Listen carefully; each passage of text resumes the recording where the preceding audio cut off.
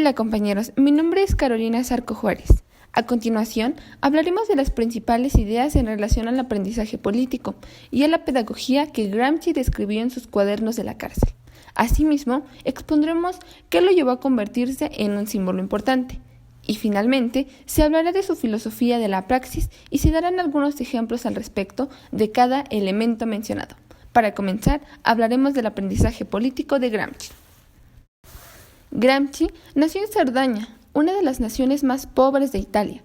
Cuando comenzó sus estudios universitarios, se trasladó a Turín, pero debido a problemas de salud, tuvo que abandonar sus estudios. En aquella época, Turín era el centro de industrialización italiana y el foco de la primera organización de la clase obrera en su país. Gramsci comenzó su aprendizaje político y educativo durante la Primera Guerra Mundial. Se encargó de crear un periódico llamado Nuevo Ordine y Unita, con la función de educar a la nueva clase obrera creada por la industria y la guerra. El tema principal de su periódico era la relación entre la organización científica de la educación y la formación. Antes de la guerra, la educación en Italia había quedado totalmente marginada y reprimida por la obra filosófica de idealistas dominantes como Croce y Gentile. En 1923, Giovanni Gentile se encargó de reformar por completo el sistema escolar italiano, haciendo hincapié en la división ideológica de la población técnica y profesional para el trabajo y la preparación cultural y científica para el desarrollo espiritual de la humanidad. Sin embargo, Gramsci tenía ideas diferentes sobre estos problemas. No se concentró en la misma idea positiva, al decir que todo podía resolverse con ciencia y tecnología, tampoco en la ilusión idealista de la independencia de la vida intelectual y cultural.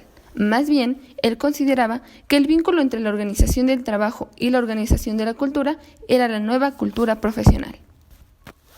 De tal manera que Gramsci nos marca la hegemonía como categoría para el análisis político marcado, al mismo tiempo una línea de construcción política al proletariado de su tiempo.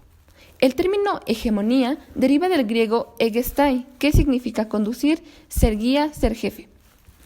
En este sentido, el quehacer de Gramsci conlleva una exhortación al proletariado a salir del corporativismo y representar toda lucha contra la opresión de manera que pueda construir efectivamente una nueva hegemonía. Esto implica una relación indispensable entre ciencia y acción y el pasaje de una a otra.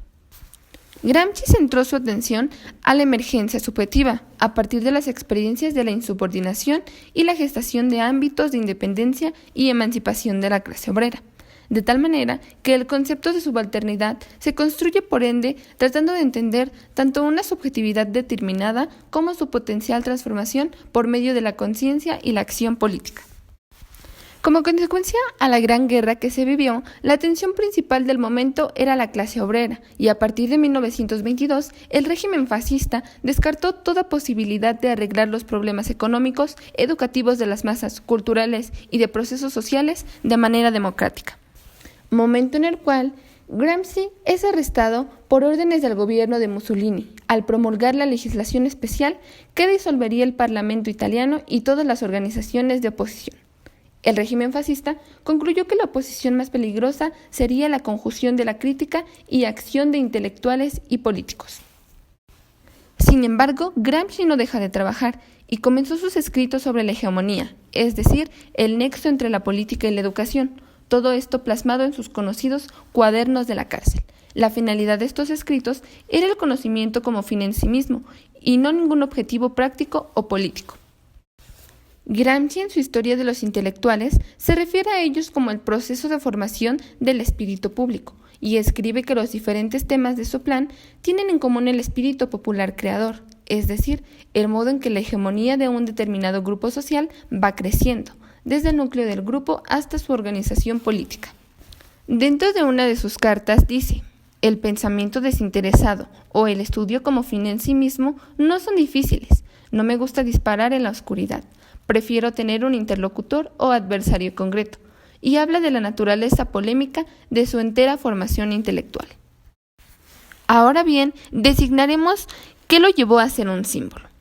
Hasta después de la caída del régimen fascista y el final de la Segunda Guerra Mundial, no apareció una primera edición de los escritos de la cárcel publicada por el editor turinés Einaudi en 6 volúmenes. Félix Platón se encargó de la corrección de los manuscritos y la edición fue directamente supervisada por Palmiro Togliatti. El primer volumen contenía una sección de las cartas de la cárcel, que recibió el premio Viagherino, el más prestigioso galardón literario de Italia. En 1947, con la derrota del régimen fascista, Gramsci se convirtió en el símbolo de la persecución fascista y la resistencia antifascista. La estructura de la primera edición de los cuadernos de la cárcel de Gramsci revela hasta qué punto su obra pudo reabsorberse en formas más tradicionales del pensamiento. Los 6 volúmenes de esta edición son una colección temática de muchas notas, que se reordenaron en consecuencia con arreglo a los diferentes temas. En primer lugar, la filosofía y sobre todo el marxismo. En segundo lugar, la cultura y los intelectuales como un tema aparte. A continuación, la historia, la política y la literatura de Italia. Y por último, varias notas sobre diversos temas. El hecho de que la obra fuera incompleta, su carácter fragmentario y la incertidumbre acerca de las intenciones de Gramsci indujeron a los editores a darle una forma más coherente y legible.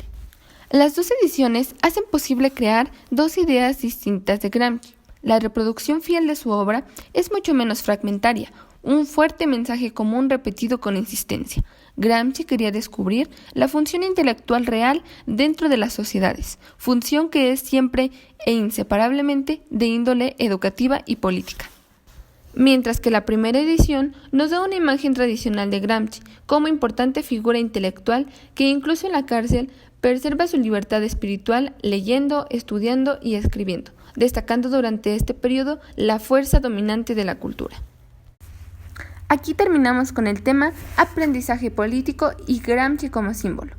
Los dejo con mi compañera Edith, quien les hablará sobre la pedagogía de Gramsci. Gracias.